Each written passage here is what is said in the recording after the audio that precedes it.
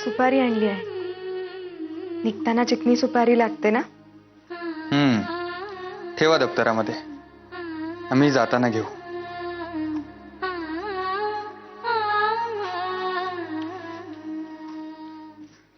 रमाबाई, कालच्या प्रकरणाबद्दल बोलावयाचे होते.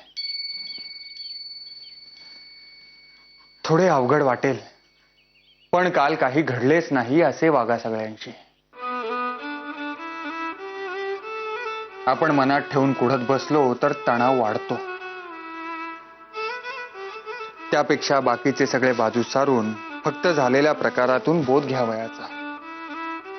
म्हणजे मग वातावरणही निवळते आणि समोरच्याला मनात आडी ठेवून जास्त काळ राहताही येत नाही. आले का ध्यानात? हो.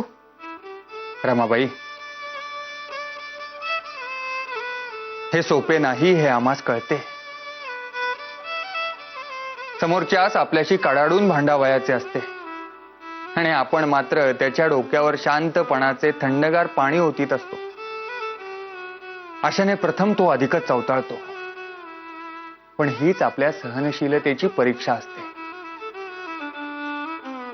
तो क्षण सांभाळला म्हणजे मग समोरच्यास पर्यायच उरत नाही आणि वातावरण निवळते. तेव्हा आपली सहनशक्ती वाढविणे आणि तोल सांभाळणे हेच उपाय आहेत. आणि आम्ही आहोत ना आपल्या पाठीशी.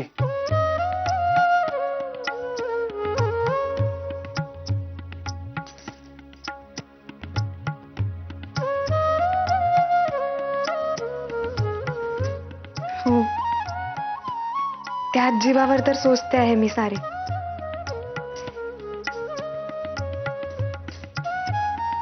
आपण काळजी करू नये. मी सांगितल्याप्रमाणेच वागेन. गुड. आणि जमले तर ताई काकूंकडून एखादा नवीन पदार्थ शिकून घ्या, म्हणजे त्यांस बरे वाटेल. एकच ध्यानी घ्या. ताई काकूंचे विश्व म्हणजे घर आणि स्वयंपाक घर एवढेच आहे. त्यामुळे तेथे होणाऱ्या उलथापालथी या त्यांच्या दृष्टीने फार मोठ्या असतात. त्यास क्षुल्लक मानू नये. होता होई तो सारे सांभाळून घ्या. बरे, चला आम्ही निघतो. मालक, कोल्हापूरहून तार आली. कोल्हापूरवरून तार? अगं बाई,